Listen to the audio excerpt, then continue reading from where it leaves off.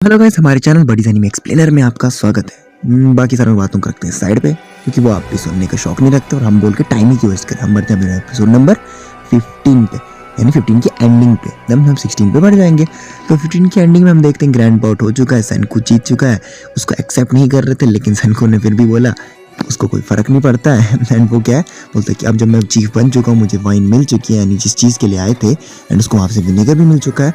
तो सेनकू बोलता है सल्फर ड्रग बनाने की हम करते हैं कोशिश। वो बनाता है सल्फर ड्रग। 25 स्टेप होते हैं सल्फर ड्रग के बनाने के। अब मतलब जब विनेगर और वाइन मिल चुका था, अब वो बहुत मेहनत से एक पूरा दिन लगा के सल्फर ड्रग बनाता है। एंड वो किसको देता है, रूरी को। एंड रूरी की हेल्थ जो है थोड़ी थोड़ी ठीक होने लग जाती है, एंड जिसकी वजह लोग सारे जो हैं वो उसको मारने लग जाते हैं। और उसका बाप जो जब उसकी बेटी ठीक हो जाती है तो बोलता है कि मेरी बेटी को तूने ठीक किया, एंड अब तुझसे मानता हूँ मैं इस गांव का चीफ, और तू ही है हमारे गांव का चीफ, जिसका नाम है इशिगामी विलेज। जिसको सुन के सेनकू पगला जाता है। क्यों? क्योंकि सेनकू का नाम भी इशिगामी सेनकू था। आपको पता होगा कि हमारे यहाँ पे जैसे होता है ना, जैसे कि सलमान खान, तो हम एंड पे लगाते हैं नाम, मतलब कास्ट। लेकिन जापान में क्या होता है, पहले लगाते हैं, जैसे खान सलमान, ठीक है। तो इसका नाम इशिगामी सेनकू है, जिसकी वजह से इसको हैरानी हुई कि मेरा नाम एंड इस गांव का नाम एकदम सेम कैसे। थोड़ा सा ये शौक में आ जाता है। एंड उसी टाइम पे पीछे से रूरी आती है एंड बोलती है कि मैं तुमको जानती हूँ, अभी से नहीं, बहुत पहले से, यानी बचपन से जानती हूँ। तुम्हें भी पता नहीं होगा कि मैं तब से जानती हूँ। तो वो हैरान हो जाते हैं। मिस्ट्री के साथ एपिसोड नंबर 15 खत्म होता है। तब हमारे एपिसोड नंबर 16 पे बढ़ते हैं। एपिसोड नंबर 16 की भी वहीं से शुरुआत होती है, जहाँ पे सारे बोलते हैं कि ये सेनकू तुम हमारे गांव के चीफ बन चुके हो। जो मतलब जिसको रूरी का बाप है वो बोलता है कि हाँ, इस दिन से ये हमारे गांव का नया चीफ है, जिसका नाम है इशिगामी विलेज। एंड रूरी पीछे आती है कि मैं तुम्हें जानती हूँ, एंड वही सारी बातें जो मैंने आपको भी बोली थी। देन उसके बाद सेनकू उसको लेता है, एंड रूरी को, कोहाकू को, सारे क्या है मतलब जो इनका गाँव का जो पूरा बेस टाइप होता है उधर बैठते हैं एंड सारे वहाँ पे बात करते हैं। तभी सेनकू, जैसे कि हम जानते हैं, बहुत ज़्यादा होशियार बंदा है। वो जैसे सुन लेता है इस गांव का नाम इशिगामी, एंड ये लड़की मुझे जानती है, यानी रूरी पहले से, कि मेरा नाम इशिगामी सेनकू है, और मुझे बोलती है कि मैं तेरे को बचपन से जानती हूँ। तो वो बोलता है कि मैं सब मिस्ट्री सॉल्व कर चुका हूँ, मैं समझ गया कि ये गांव कैसे बना। आखिर अगर 3700 साल से बंदे पत्थर के बने हुए तो क्या हुआ, वो सब समझ जाता है। उसको हर एक बात समझ में आ जाती। अब वो खुद तो बोलता है मुझे समझ आ गई, किनरो गिनरो सुइका क्रोम ओल्ड मैन सेकाई केसाकी, एंड वहाँ पे क्रोम जो खड़े हैं वो वहाँ पे बोलते हैं अबे तुझे तो समझ आ गया, हमको तो बता। सेनकू बोलते हैं कि ये जो मिस्टीरियस ब्लड है तुम्हारा, तुम जैसे भले ही तुम जापान में रह रहे हो लेकिन तुम फॉरेनर दिखते हो, तुम्हारा लैंग्वेज जापानीज है, तुम्हें टेल्स के बारे में इतना कुछ पता है हमारी, मतलब जैसे कि अगर माइथोलॉजी के बारे में कह सकते हैं, जैसे कि हमको पता है कि शिव जी हैं, जैसे कि हमको पता है कि हिंदू हैं, मुस्लिम हैं, हमको पता है कि ड्रैगन्स की कहानियों के बारे में, हमको तो ये बड़ी सारी चीज़ों के बारे में पता है। वैसे ये बोलता है कि तुम्हें भी मोमोटारो के बारे में पता है, गॉर्जिन के बारे में पता है, मतलब इनकी भी फोक टेल्स के बारे में पता है। मैं अब ये सारे राज समझ चुका हूँ। बोलते हैं जबकि तुमने इन चीज़ों के बारे में जाना नहीं है, ये वो 3700 साल पहले के लोगों की मतलब आइडियोलॉजी थी, ये उनको पता था, तुम्हें कैसे पता चला? मैं सब जान चुका हूँ। तभी कोहाकू बोलती कि मेरी बहन ने ये चीज़ें कहाँ से सुनी है? द 100 टेल्स, यानी इनके गाँव में एक प्रथा थी, जो भी प्रीस्टेस नहीं बनती थी ना, वो नेक्स्ट प्रीस्टेस को ये सारी वो 100 टेल्स सुनाती थी, एंड वो ऐसे ऐसे पास डाउन हो रहा था इनके में, एक रिवाज टाइप है। जैसे ये प्रीस्टेस थी, यानी इसकी मम्मा जो प्रीस्टेस होगी उसने इसको दिया होगा, उसकी मम्मा ने उसको दिया, उसकी मम्मा ने उसको दिया, तो ऐसे ऐसे चीज़ें चल रही थी। तभी ये जरूरी है, बोलती कि जब मैं छोटी थी तो मेरी माँ ने मुझे प्रीस्टेस, उसको पता ही था कि माँ ने यही मेरी बेटी प्रीस्टेस बनेगी, तो वो उसको 100 टेल्स सुना रही थी। तो जो 100 टेल्स है, उन सारी टेल्स में ये सारी कहानियाँ थी। एंड तभी वो जो सेनकू है ये समझ जाता है कि कैसे सब कुछ। और वो रूरी जो है बोलती है कि हमारी जो 100 टेल्स है उसमें जो लास्ट टेल थी, मेरी माँ ने कहा था उस टेल का नाम है इशिगामी सेनकू, और जो बाकी टेल्स है ना उसमें से ये वाली टेल जो है ये रियल टेल है, जिसमें हमें पता चलता है कि इशिगामी सेनकू रियल टेल क्यों है, क्योंकि भाई एक रियल बंदा भी है ये। तभी हम देखते हैं हमारे एपिसोड का नाम आ चुका है अ टेल फॉर द एजेस, मतलब कि एक ऐसी कहानी जो एजेस तक चलती गई, जो आगे वाली हमारी पीढ़ियों तक पहुंचेगी।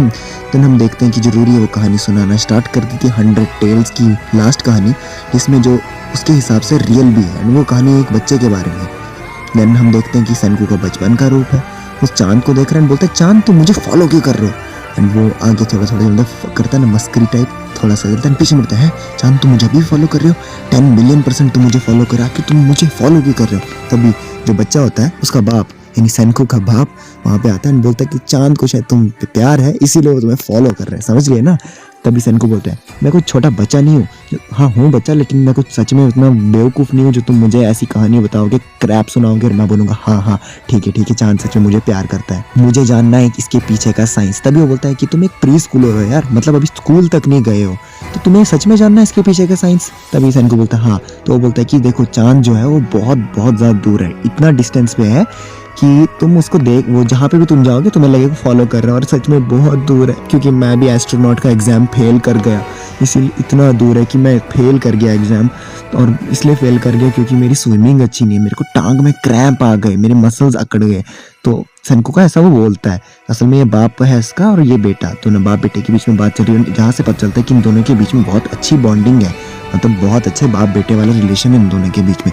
एंड वो वहाँ पे बोलता है कि मेरे को बहुत बुरा लगा कि मैं जा नहीं पाया, लेकिन अब पता नहीं है नेक्स्ट टाइम मुझे कब जाने का मिले मौका स्पेस में। ये सेनको को बोल रहा है। तभी सेनको बोलता है वापस क्यों नहीं जा सकते, बोलता है क्योंकि फिर इसका बाप बोलता है कि भाई स्पेस में जाना कोई मुश्किल काम, आसान काम नहीं है, बहुत मुश्किल है।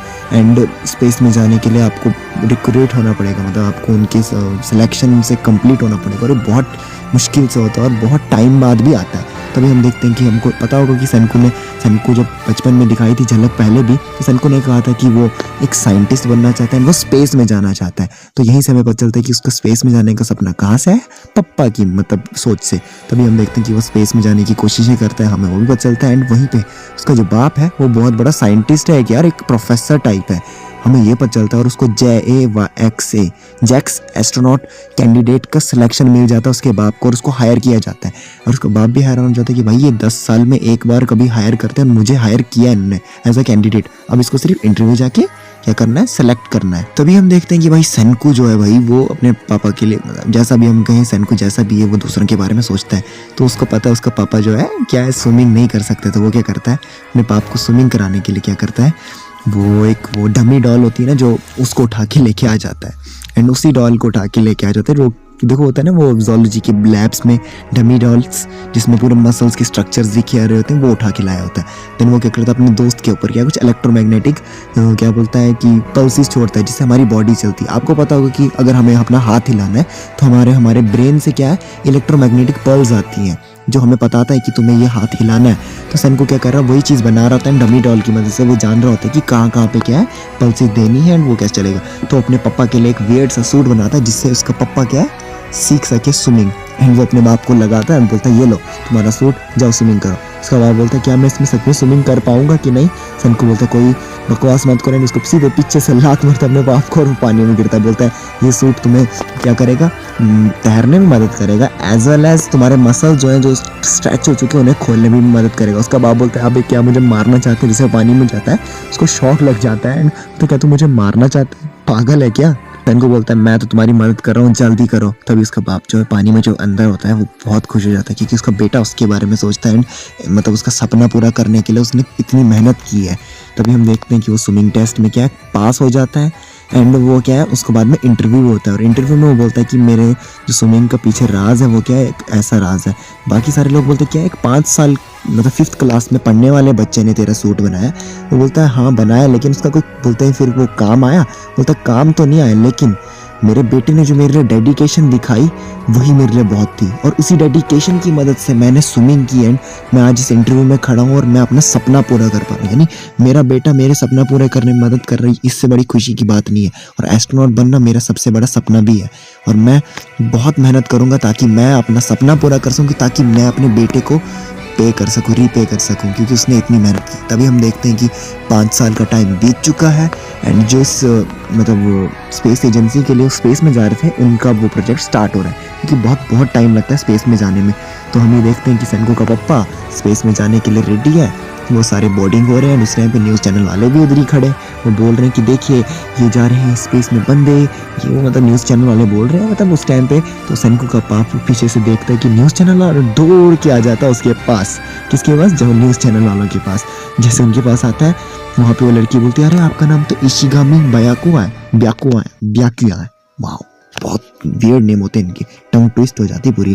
फिर उस टाइम पे वो जो सेनको का पप्पा है वो पकड़ता है माइक, बोलता है सेनको मुझे पता है तुम टीवी तो देख नहीं रहे होगे, तुम अपने बाप को तो देख नहीं रहे होगे, तुम जैसे बंदे हो, लेकिन इतना मैं बता दूं, मैं तुम्हारे लिए स्पेस में जो जा रहा हूँ, मैं tons and tons of science stuff तुम्हारे लिए लाने वाला हूँ, ठीक है। और याद रखना तुम्हारा पापा एक हीरो है, ऐसे ऐसे मतलब बोलते हैं। उसी टाइम पे बाकी जो सेनकू अपने स्कूल में ये क्या मोबाइल पे देख रहा होता है, बाकी सारे जो बच्चे होते हैं बोलते हैं अरे वो तो सेनकू का पापा है ना यार, कितना कूल है, सेनकू का पापा ये था। एंड सेनकू कान में उंगली डालते बोलता है हाँ हाँ मुझे पता है ओल्ड मैन, तुम जा रहे हो स्पेस में।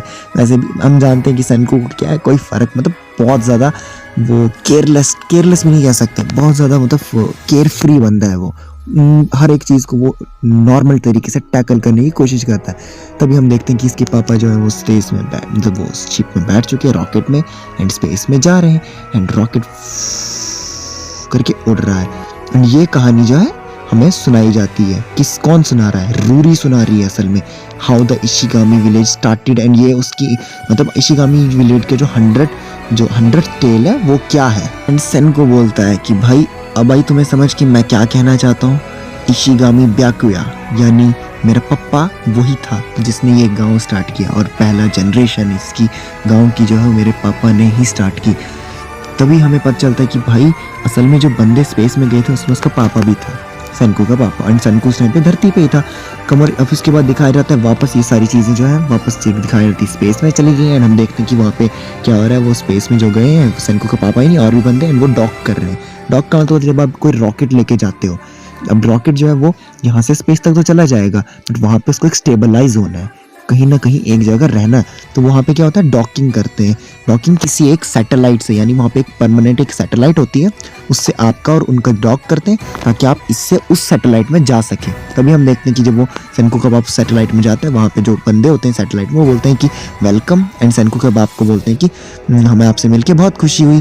तो अब वहाँ पे क्या है, वो उनमें से पहले से 3 बंदे होते हैं, एक हस्बैंड वाइफ, दूसरे होते हैं कि एक ही बंदा होता है। एंड वो सारे वहाँ पे बातें करते हैं। एंड वहाँ पे सेनकू बोलता है मेरा नाम है ब्याकुया और ये है शामिल, और ये दूसरी वहाँ पे एक बंदी होती है, वो अमेरिकन बंदी होती है। और वहाँ पे वो बंदी ने क्या होता है $50 मिलियन क्या किए होते हैं दे के इस टूर में आने की कोशिश की होती है। और उस बंदी का नाम होता है डीवा लिलियन, मतलब बहुत फेमस बंदी होती है वो। असल में उसने एज ए टूर के लिए $50 मिलियन दिए होते हैं। तो हमें पता चलता है कि 3 बंदे आए होते हैं, एक तो सेनकू का पापा जिसने बहुत मेहनत करके आया होता है, दूसरा एक और साइंटिस्ट टाइप, एंड ये लड़की जो होती है वो असल में यहाँ पे आई होती है पैसे दे के एज अ टूर के लिए, एंड वो बहुत बड़ी फेमस सिंगर होती है। तो वो जो लिलियन होती है वो उन सब बंदों को क्या बोलने लग जाती है कि तुम मेरी रिस्पेक्ट करना शुरू कर दो, मैं एक बहुत बड़ी दीवा हूँ, मैं लिलियन हूँ लिलियन, और तुम्हें जानना है मैं कौन हूँ, मैं बहुत बड़ी सिंगर, बाकी तुम जानते तो हो ना मेरे को। बोलते हाँ हाँ मैम मैं आपको जानता हूँ, मैंने आपकी सारी गाने सुने, आपकी सीडीज तक मेरे पास पड़ी है। तो बोलती ये बेटर भी रिस्पेक्ट मी। असल में क्या ये सारे उनको जापानीज में बोल रही है ऐसी सारी बातें, जिसमें ये सब जब बातें कर रही होती है तो फिर सेनकू का बाप हंसने लगता है फाड़ फाड़ के, मतलब बहुत ज़्यादा, क्योंकि भाई अगर आपकी लैंग्वेज को दूसरा बंदा बोले, वो जिस तरीके से बोलता है आपको हंसी तो आएगी। जब वो हंसने लगता है तो वो लड़की वहाँ पे बोलती है कि हाँ मैं मजाक कर रही थी, मैं कोई मतलब असल में वो घमंडी बनने का मजाक कर रही थी, वो बहुत अच्छी होती है नेचर की। तो सेनकू का बाप वहाँ पे हंसता है एंड बोलता है कि मुझे रुका नहीं जा रहा है, मैं बहुत हंसी आ रही। तो बोलती है कि हाँ मैं लिलियन वाइनबर्ग हूँ, लेकिन मैं ऐसी नहीं हूँ, और मैं